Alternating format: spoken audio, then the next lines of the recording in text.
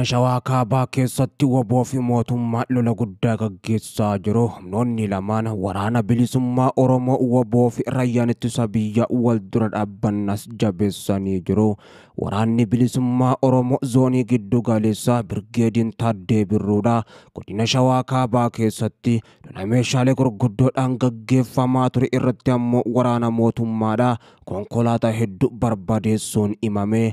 Lolli jabaan meeshaalee waraanaa gurguddoo marfi mortoraa fi Zoo-23 dabalame. Oromiyaa keessatti dhukaasni akka kana meeshaalee gurguddoodhaan gaggeeffamu yeroo dhiyoo as ammoo erga lolli Tigraay dhaabbatee Oromiyaatti taankiidhaa fi dhukaasa meeshaalee gurguddaa dirooniidhaa fi helikooftara xiyyaarota lolaa arguun ammoo baramaa dhufee jira.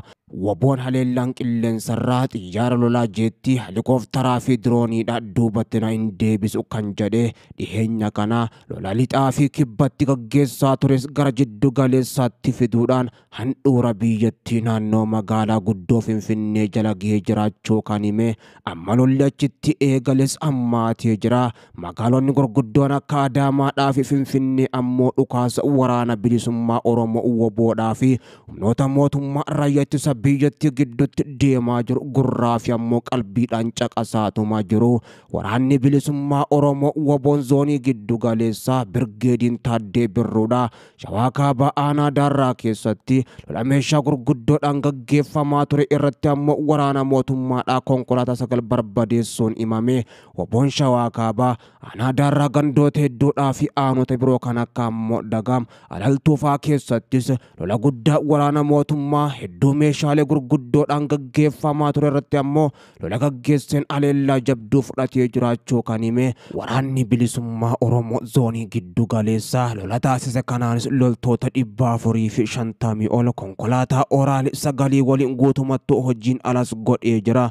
Lola kanarratti meeshaalee gurguddoo hedduudhaa fi galaa waraanaa boojuu ajajaa waraana bilisummaa Oromoo Birgeedii Taaddee Birruutis beeksisanii jiru. Shawaa Kibbaattis lolli ulfaataan aanota akka Soddoo Daaciidhaa, Qarsaa Maallimaa fi Sadan Soddoo keessattis gaggeeffamaa jiraachuun himamee jira. Waraanni bilisummaa Oromoo waboon lola jabaa Shawaa lamaan keessatti gaggeessaa jiru kanaan injifannoo gurguddoo argachaa jiraachuunsaa kan himame. Lola kanarratti waboon injifannoo argachuu himus mootummaan gama isaatiin agaammaatti waan jedhe hin qabu. Haa ta'u malee lolichinis ammaachuudhaan itti fufee jira. Dhiheenya kana ammoo lola kibba Oromiyaatti gaggeeffamaa ture gubbatti mootummaan Abiyyi Ahmad injifannoo argachuus kan hime. Waraanni bilisummaa Oromoo waboon tarkaanfii fudhanneen injifannoo guddos gonfannee jirra. Waraanni bilisummaa Oromoo waboon badees injiru waboon kibba Oromiyaadhaa injifataadha. Sabaa waliin jira. Amma bilisummaattis lolli itti fufa jechuudhaan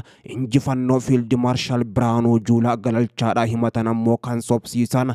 Jiddu galeessaa fi lixattis lola meeshaalee gurguddoodhaan gaggeeffamaa jiru duruma dhaabbachuudhaanis humnoota mootummaa Oromiyaa iddoo awwaalcha isaanii gochaa jiraachuu kan beeksisan ajajoonni waraana bilisummaa Oromoodha. Humni isaanii jiddu galeessaa amma kibbaa fi lixaa akkasuma amma bahattis lola ulfaataa gaggeessaa jiruun injifannoo gonfachaa jiraachuu fi gama fuulduraattis adeemaa jiraachuu kan beeksise. Lola kana gubbatti haleellaan qilleensarraatis ammoo dirooniidhaa fi helikooftaraan Oromiyaa bakka maratti gaggeeffamaa jiraachuus beeksisanii jiru. Ministeerri muummee Abiyyi Ahmad qondaalota olaanoo mootummaa naannoo Oromiyaatiin gama dirree waraanaa jechaa jira. Itti gaafatamaa waajjira paartii badhaadhinaa Oromiyaa obbo Fiqaaduu Tasammaa ammoo qurxummii qabuudhaaf galaana gogsuu qabna jedhanii waboo balleessuudhaaf uummata Oromoo fixuun ammoo barbaachisaa akka ta'e dubbataa kan turan dabalatee itti aanaa pirezidaantii Oromiyaa obbo Shimallis Abdiisaa kan ta'an Awwaluu Abdii pirezidaantii naannoo Oromiyaa obbo Shimallis Abdiisaa waliin tarree duraa dhaquudhaan waraana bilisummaa Oromoo waboo loluudhaaf ammoo akka jiran odeessi nu dhaqqabes ni ifoomsa. Abiyyi Ahmad Shimallis Abdiisaa fi qondaalonni ol aanoon lola Oromiyaatti waboo fi humnoonni mootummaa gaggeessaa jiran raayyaa ittisa biyyattii waliin hirmaatanii uummata hirmaachisuudhaan waboo injifachuudhaaf ammoo kuni tooftaa isa xumuraati. Akkuma lola Tigraay irratti ammoo ani hirmaadhee ture hirmaachuun keessan dirqama jechuudhaan Abiyyi sangoota Oromoo sadan obbo Shimallis Abdiisaa pirezidaantii naannoo Oromiyaatii fi itti aanaasaa Awwaluu Abdii akkasuma Fiqaaduu Tasammaa fi kanneen biroo danuu isaanii gama adda waraanatti illee geessuudhaafis akka jirutu himamee jira. Qondaalota mootummaa naannoo Oromiyaa kanaa fi kanneen biroo hedduu isaanii Abiyyi Ahmad ammoo propagaandaaf itti fayyadamuudhaaf jecha naannoo magaalaa Adaamaatti bobbaasuudhaan bakka humni raayyaa ittisa biyyattii baay'inaan jirutti ammoo mul'atanii ummataanis hirmaadhaa jaanii akka ergaa ummataaf dabarsanii fi gama biraatiin qabsootti jirra. Qabsoon gaggeessaa jirru ammoo bilisummaa keessan kan isin wayyaanee biyya keessan irraa baaftanii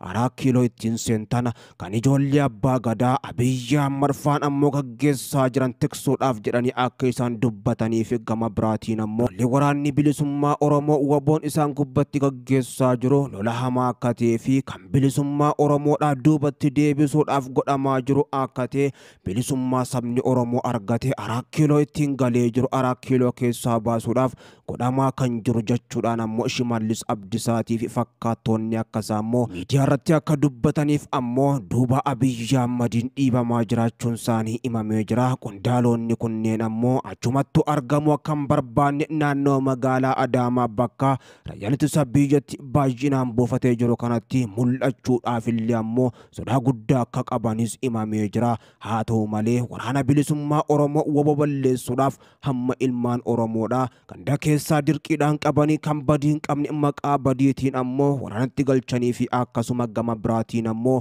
qaamuma hundayyuu sobuudhaan gama waraana bilisummaa Oromoo lolutti akka bobbaaniif ammoo kakaasutti hojjechuu irra darbee hamma qondaalota ol aanoo biyyattii gaggeessanillee akka waan ammoo isaan qabsoo kanaaf dhaabbatanii wareegamuuf adeemanii fi qabsoon Oromoodhaa 4 kiiloo gahee jira.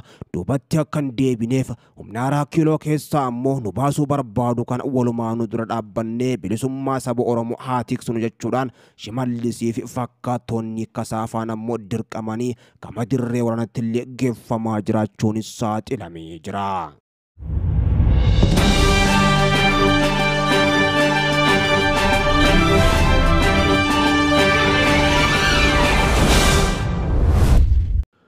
Gojjaam keessatti injifannoo argannee jirra. Waraana hedduus barbadeessine hedduu boojina jechuun ammoo fannoon Amaaraa injifannoo argachuu hime.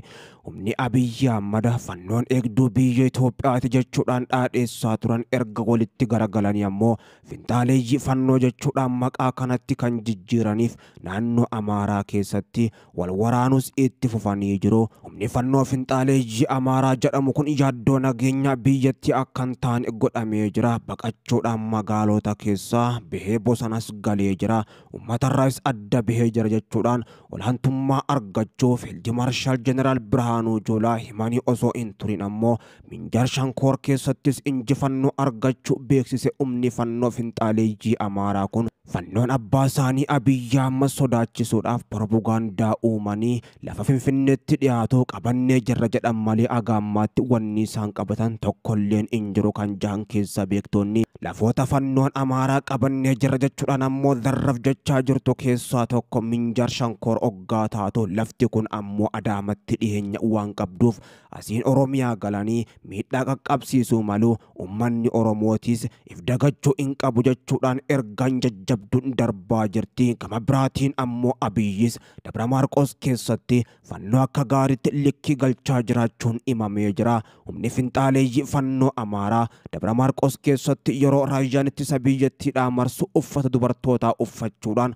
magaalattii fi naannoo magaalaa birootti ammoo dhokachuudhaaf yeroo jedhanitti ammoo hedduu isaanii qaqqabee turuun kan himame. Humna finxaaleeyyii fannoo kana ammoo raayyaan magaalaa Dabra Maarqos keessatti yeroo itti dhukaasuudhaan ajjeesu viidiyoo mul'isus bahee jira. Haa ta'u malee ammoo finxaaleeyyiin fannoodhaa gocha isaan gubbatti raawwataa jiru kana ammoo Abiyyi ummata Amaaraa fixaa jira. Ummanni nu bira dhaabbatee biyya isaa Itoophiyaa baraaruu qaba jechuudhaanis ammoo zarra fi injifannoo Gojjaamii fi Minjaar Shankooritti arganne jettu booddees ammoo boochas itti fuftee jirti fannoon Amaaraati. Lolli fannoodhaa fi mootummaa biyya amma gidduutti gaggeeffamaa jiru magaalota keessaa kan gara gandoota baadiyyaatii fi ammoo bosonaatti fuula deeffatee raayyaan ittisa biyya Itoophiyaatii fi fannoon Amaarattiitis wal shuqulaa jiru.